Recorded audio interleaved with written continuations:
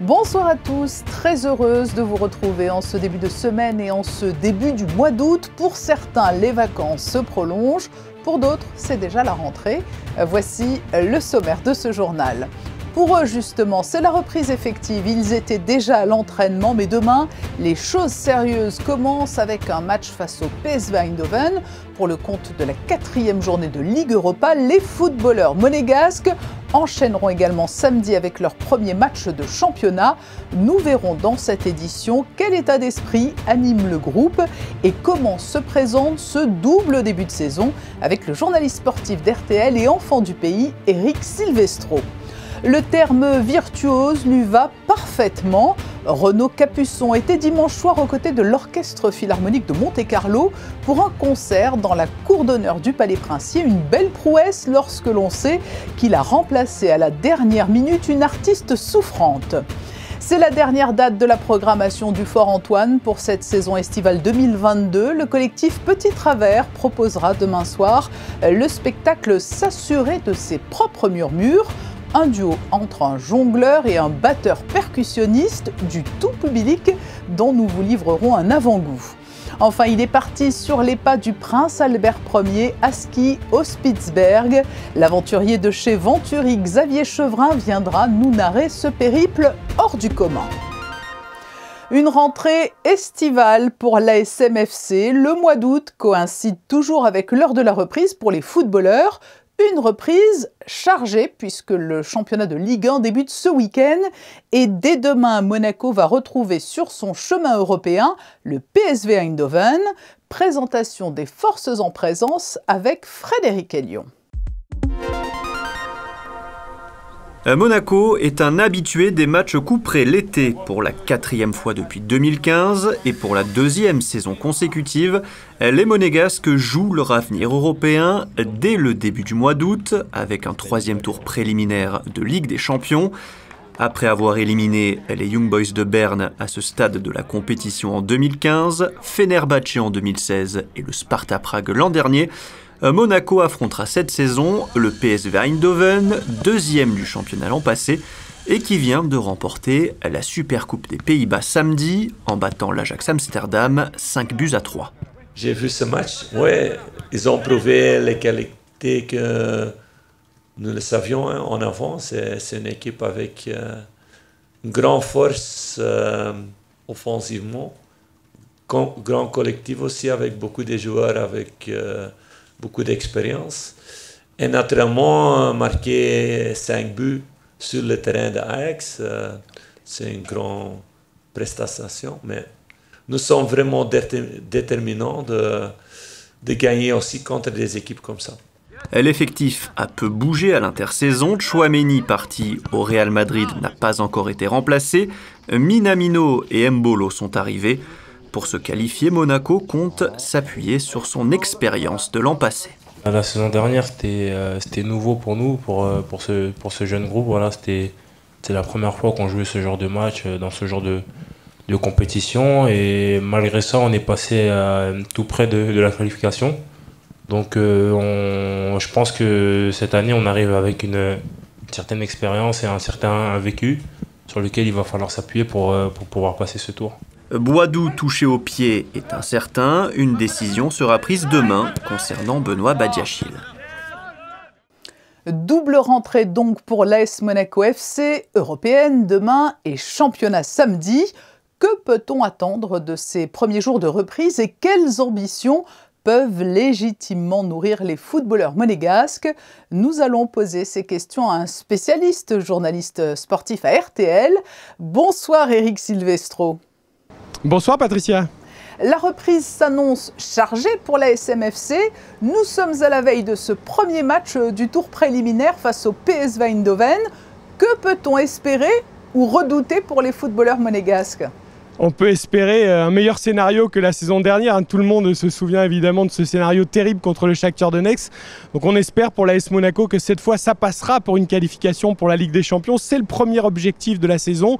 Il tombe très tôt pendant que tous les Haussiens sont en vacances. Et bien les Monégasques, on va attaquer un mois d'août façon Tour de France, façon marathon avec énormément de matchs et avec ce premier rendez-vous donc face au PSV très important pour la suite de la saison. Même si dans le club on essaye de dédramatiser, on sait bien que l'objectif c'est de se qualifier pour jouer la Ligue des Champions cette saison. Les Monégasques ont repris très tôt la saison, la reprise de l'entraînement pour être prêts physiquement d'entrée. Donc on leur souhaite évidemment le meilleur contre le PSV. Oui, ce sera un bon indicateur forcément pour imaginer la suite de la compétition européenne et même au-delà. Mais le pédigré de ce club peut faire peur. Est-ce que c'est le PSV Eindhoven des grandes heures ou pas du tout ? C'est plus le PSV des grandes années, mais ça reste une excellente équipe. Elle a terminé 2e du championnat des Pays-Bas derrière l'Ajax. Ils viennent de remporter il y a quelques jours la Super Coupe des Pays-Bas en battant l'Ajax justement 5-3 pour un 3e tour préliminaire de Ligue des Champions. C'est un sacré tirage. L'année dernière, l'ASM avait éliminé le PSV en phase de poule de la Ligue Europe. Donc cette équipe, elle est connue, mais elle a quand même bien évolué comme l'AS Monaco. Donc ça reste un très gros tirage pour un 3e tour préliminaire. C'est un très gros adversaire. Eric, c'est le principe du mercato, il se termine toujours fin août, mais ce n'est pas un peu dommage pour la qualité du début de saison, et pas seulement pour Monaco, pour tous les clubs d'ailleurs, de savoir que l'effectif n'est pas forcément au complet?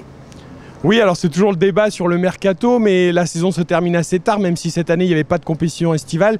Il faut aussi avoir le temps de faire les différents mouvements pour les clubs. Et il y a aussi les premiers matchs de la saison qui servent à ajuster ensuite les effectifs en fonction des besoins que les entraîneurs et les présidents décèlent dans leur équipe après les premières rencontres. Pour l'AS Monaco, on sait qu'il y a eu des renforts, notamment offensifs, avec Minamino et Mbolo qui sont arrivés. Pour l'instant, le départ de Tchouaméni n'a pas été compensé. Il y a beaucoup d'interrogations. Le club ne semble pas pressé de recruter en défense. Mais parmi les observateurs, et j'en fais partie, il y a quand même des interrogations aussi sur les besoins éventuels en défense centrale, notamment si Badiachile, on l'espère, va rester mais pourrait partir en cas de belle offre. Donc tout ça va permettre d'ajuster les effectifs, que ce soit à Monaco ou ailleurs, durant le mois d'août. On attend encore en tout cas des renforts dans pas mal d'équipes. Bon alors justement Eric, vous êtes toujours bien informé. Qu'est-ce qui se murmure chez les spécialistes qui suivent l'ASM? Il y a des noms aujourd'hui qui circulent pour d'éventuels renforts? Il y aura un remplaçant sans doute pour Aurélien Tchouaméni. On parle beaucoup de Boubakary Soumaré, le joueur de Leicester qui était à Lille auparavant, qui avait été formé au Paris Saint-Germain. On parle aussi d'Adrien Rabiot, le joueur de la Juventus qui n'est pas en odeur de sainteté à Turin et qui est quand même international français, qui a besoin de jouer en vue de la Coupe du Monde. Mais là aussi, lui veut absolument jouer avec des champions. Donc il ne se prononcera pour une arrivée à Monaco ou ailleurs qu'en cas de qualification. Mais on attend un petit peu, on va laisser passer sans doute ce match au moins aller contre le PSV. Et puis on verra, mais il y aura encore au moins 2 recrues, je pense, à Monaco d'ici la fin de l'été. La saison dernière, l'ASM FC s'est montré solide et a terminé le championnat avec vraiment un très bel enchaînement de victoires. C'est la méthode Clément qui a payé ou c'était le fait aussi de très bons joueurs et dont on sait que l'on en a perdu un de grande valeur avec le départ de Tchouaméni? Oui, évidemment, la fin de saison a été exceptionnelle avec ses 8 victoires d'affilée. Dommage qu'il y ait eu ce petit contretemps à Lens à la dernière minute avec le but de Ganago qui a permis à Marseille d'arracher la place qualificative pour la Ligue des Champions au détriment de Monaco. Il faut rester sur cette lancée. Philippe Clément avait connu quand même des débuts difficiles à son arrivée, mais il avait trouvé l'équipe, en tout cas selon ses dires, faible physiquement. Le temps de remettre tout le monde d'aplomb. La qualité, elle est là dans cet effectif de l'AS Monaco. Très honnêtement, il n'y a aucun souci de ce côté-là, hormis le Paris Saint-Germain qui semble intouchable en France. Monaco peut très bien viser sans problème la 2e place. La Ligue 1 débute donc à Strasbourg samedi pour l'AS Monaco FC. Même question que pour le PSV Eindhoven. C'est un bon adversaire pour une mise en bouche et révéler l'état de forme de l'équipe? Ouais, c'est un adversaire qui ne réussit pas forcément à l'AS Monaco. L'année dernière, il y avait eu justement une défaite là-bas en terre strasbourgeoise dans ce stade de la Méno qui est toujours exceptionnel. Ce qui va être compliqué pour l'ASM dans ce début de saison, c'est un enchaînement de matchs avec notamment Strasbourg, Rennes, le Paris Saint-Germain dans les 4 premières journées. Donc le calendrier n'est pas très favorable pour la reprise pour l'AS Monaco, en plus des matchs éventuels de Coupe d'Europe pour se qualifier pour la Ligue des Champions. Donc le mois d'août est extrêmement chargé. Il pourrait y avoir jusqu'à 14 matchs en cette semaine, donc 2 matchs par semaine dans les toutes premières semaines de compétition. Il va falloir déjà gérer ce premier sprint dans une saison qui s'annonce très longue. Est-ce que le fait d'avoir déjà joué face au PSV mardi, d'avoir déjà un match dans les jambes, ce sera un avantage ou au contraire pour les Monégasques? Oui, ça peut être un avantage, évidemment. Par exemple, là, Strasbourg vient de faire son dernier match de préparation contre Liverpool, mais contre une équipe bis, alors que Monaco n'a joué quasiment que des gros matchs contre des grosses équipes pour être prêt pour la Ligue des Champions. Donc peut-être en effet que physiquement et en termes de rythme, l'ASM aura un petit avantage en début de saison, c'est ce qu'on peut espérer. Eh bien, c'est ce que l'on leur souhaite aussi. Merci Eric Silvestro d'avoir été notre invité. Et nous vous retrouvons donc dès vendredi sur l'antenne d'RTL pour la reprise du championnat pour RTL Foot. Exactement, merci à vous et très belle saison à l'ASM.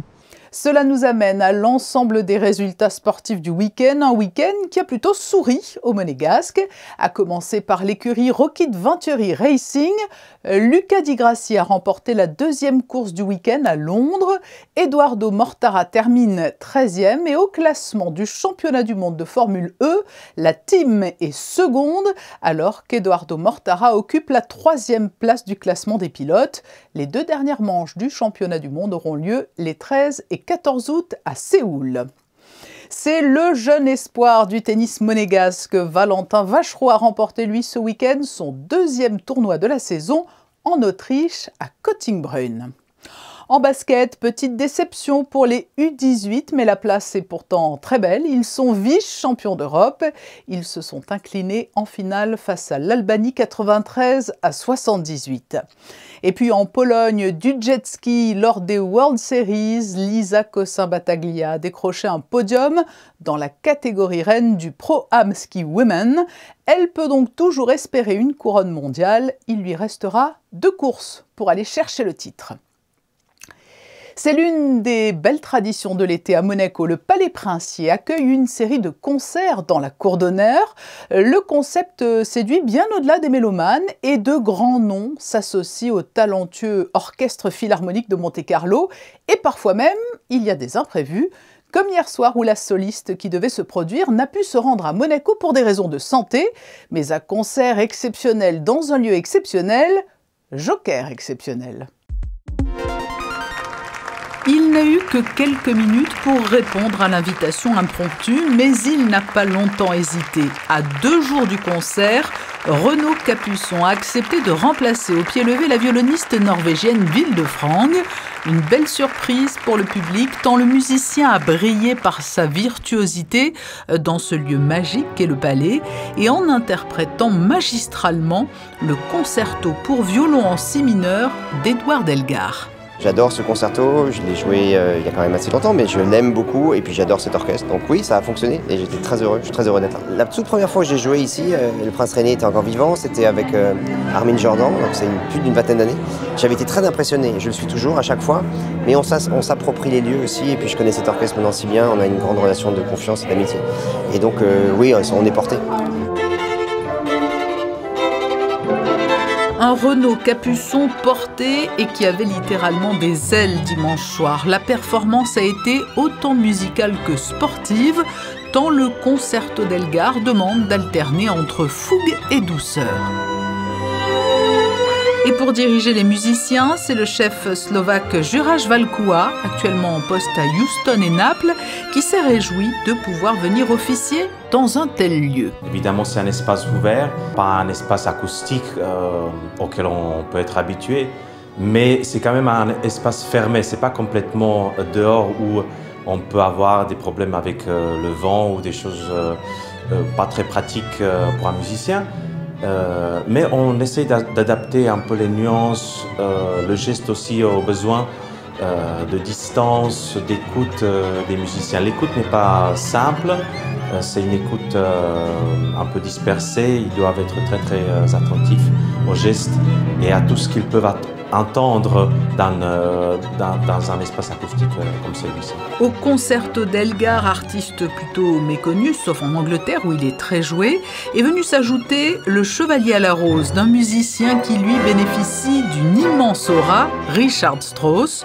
Un joli parallèle dans une programmation qui recherche toujours l'essence même de la musique, un moment suspendu dans le temps pour les artistes, mais aussi pour le public venu les écouter. Le prochain concert au Palais Princier aura lieu jeudi à 21h30 avec au programme des airs de Tchaïkovski et Beethoven. C'est bientôt le clap de fin pour le théâtre du Fort Antoine. Le dernier spectacle de la saison sera joué demain. Il s'intitule « S'assurer de ses propres murmures ». En voici un avant-goût avec ce reportage de Christine Tomel et Lionel Bernardi.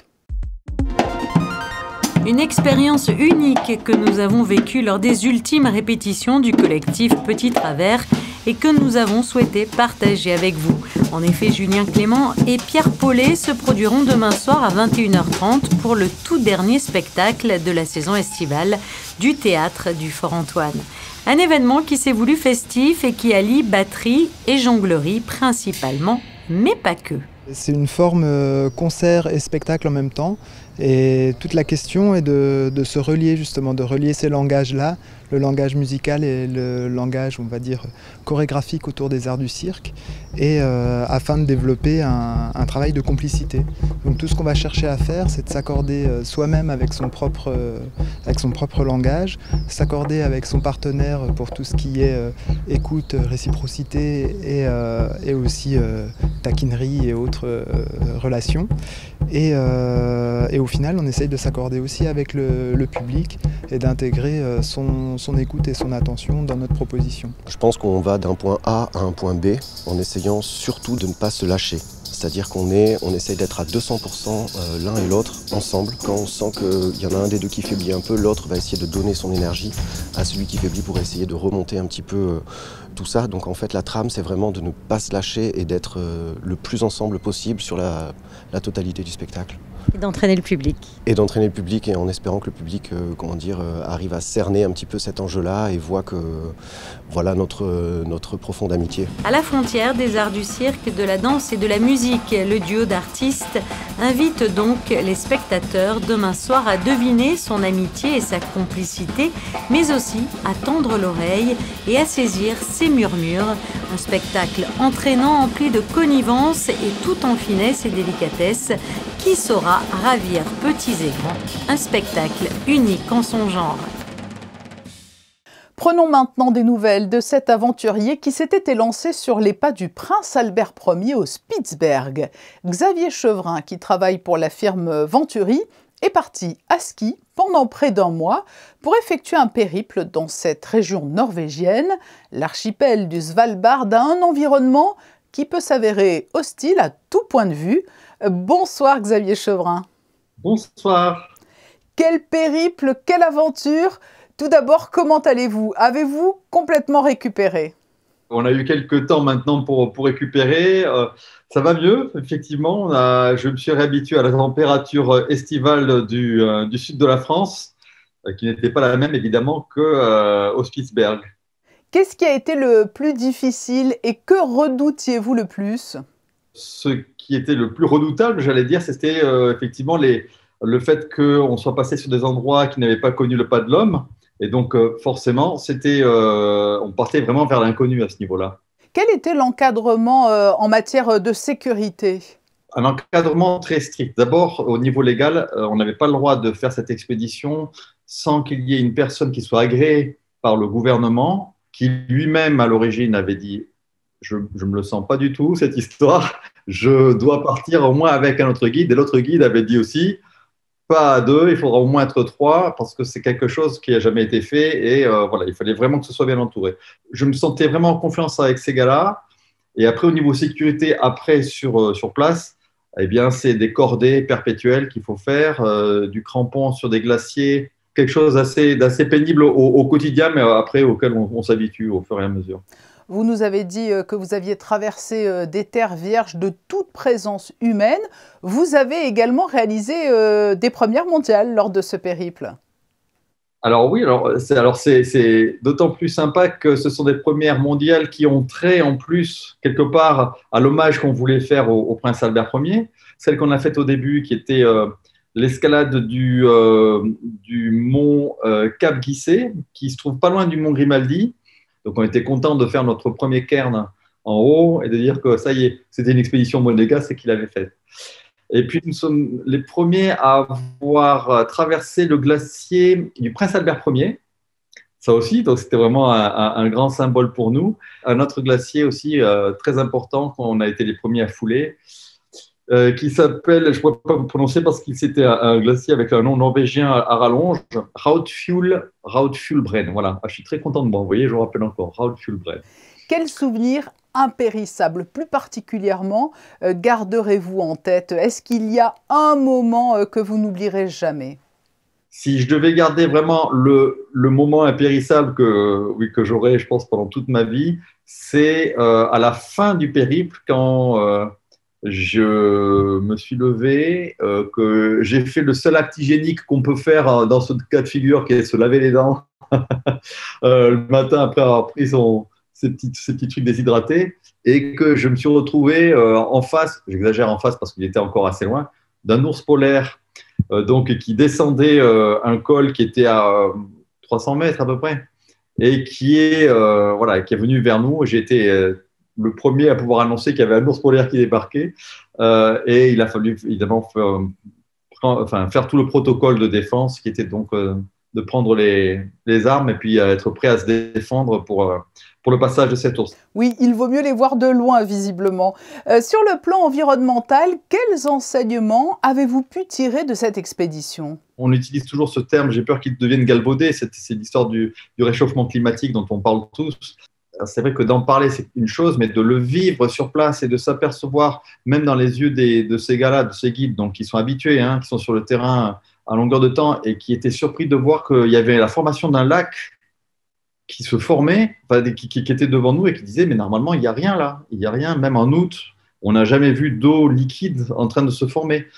Et donc voilà, c'était la naissance d'un lac et qui après évidemment engage plein de problèmes au niveau d'abord de toutes ces rivières de neige fondue qui n'en finissent pas et du glissement de tous les glaciers en fait vers la mer à des vitesses qui deviennent de plus en plus importantes et avec des conséquences infernales tant au niveau biologique, j'allais dire, qu'au niveau glaciologique. Et c'est pour ça d'ailleurs qu'il y a une université de glaciologie qui est installée au Spitzberg et qui s'intéresse beaucoup à ce phénomène qui est assez impressionnant à voir.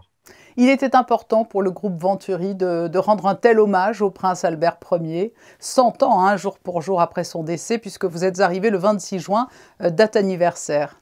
Nous avons d'ailleurs été accueillis par le prince Albert II à notre arrivée, donc à la fin de notre périple. C'était important pour Venturi parce que, comme je le dis souvent, Gildo Pastor, qui est le patron de Venturi, a une relation privilégiée, on va dire, avec le palais, avec le prince en particulier, et donc à la fois par son côté affectif, j'allais dire, sa relation affective avec Monaco, et puis aussi tout ce qu'il a pu apporter au niveau technologique pour cette expédition en particulier. Il fallait que Venturi fasse cet hommage indéniablement. Merci Xavier Chevrin d'avoir répondu à notre invitation pour revenir sur cette formidable aventure. Merci à vous. Avant de passer aux prévisions météo, cette information pratique. Sachez qu'en raison de l'avancement des travaux de l'opération Grand Ida, la circulation sur la dorsale en entrée de ville est modifiée jusqu'au 5 août entre 9h et 16h. Une voie unique de circulation entre les ronds-points enterrés Aurélia et Canton est accessible dans le sens Monaco-Nice. Les ronds-points demeurent praticables et leurs autres accès et sorties sont préservés. Le soleil brille sans discontinuer, ou presque, après l'épisode orageux de vendredi dernier. À quel temps peut-on s'attendre demain mardi? Bonsoir Christine Datomel. Demain, le temps qui s'installe est généralement clair, même si durant la journée, quelques passages nuageux sont prévus. Une journée ensoleillée dans l'ensemble, accompagnée d'une légère brise. Du côté du thermomètre, il fera 24 degrés le matin et 31 l'après-midi. L'eau de mer sera chaude également, elle sera à 28 degrés. Le soleil se lèvera à 6h18 et se couchera à 20h54. Demain, nous fêterons les Juliens. C'est la fin de ce journal. Je vous donne rendez-vous demain à 19h pour une nouvelle édition. Passez une très belle soirée.